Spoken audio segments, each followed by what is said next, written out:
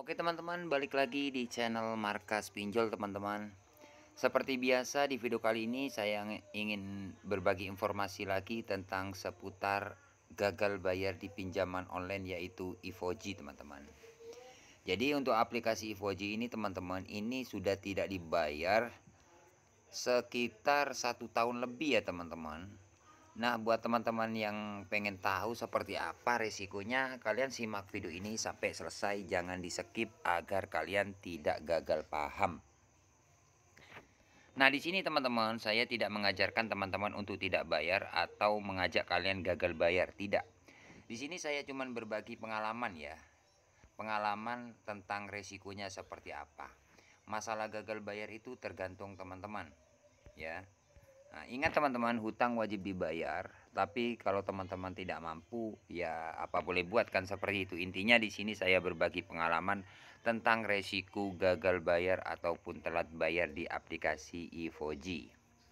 Oke, tanpa lama-lama seperti biasa sebelum kita lanjut ke pembahasannya, buat teman-teman yang belum subscribe ke channel ini jangan lupa tekan tombol subscribe-nya.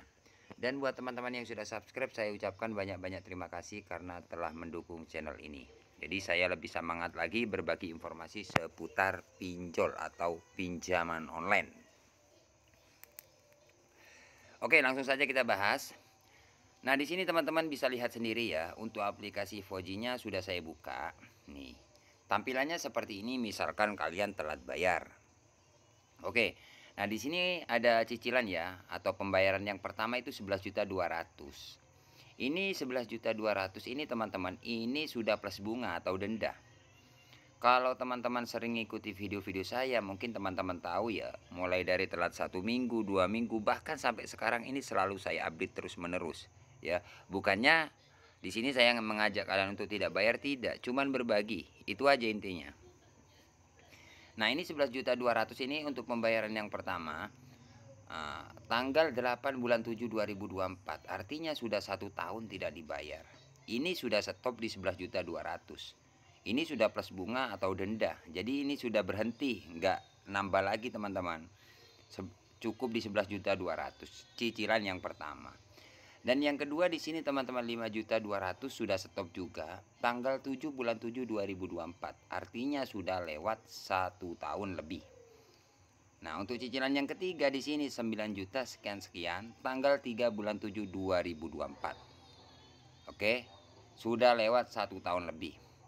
Nah, jadi di sini teman-teman ada 3 cicilan. Totalnya ini kalau kita hitung 11.200.000, ini 15 16 ya, sekitar 25 juta tidak dibayar. Nah, pertanyaannya, apakah aman bang? Nah, itu yang perlu saya jelaskan buat teman-teman.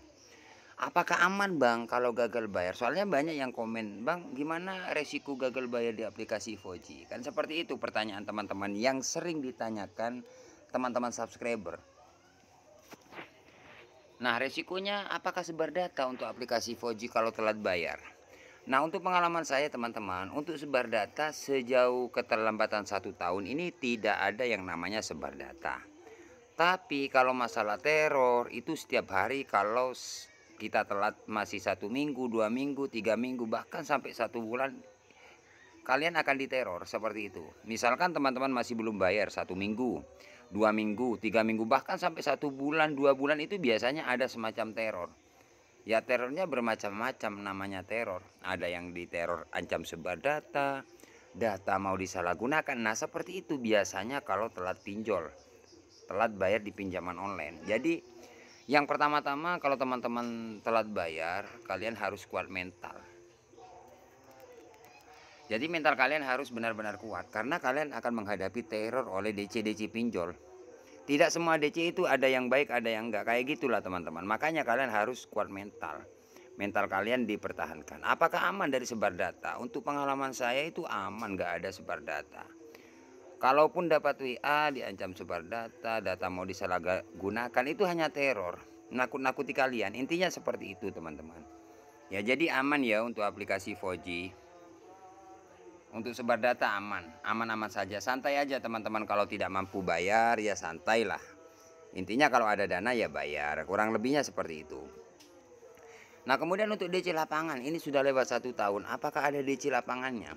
Sejauh pengalaman saya ini belum ada teman-teman. Tapi mungkin teman-teman di luar sana ada sebagian yang didatangi DC yang ya sebagian telat bayar. Mungkin loh teman-teman.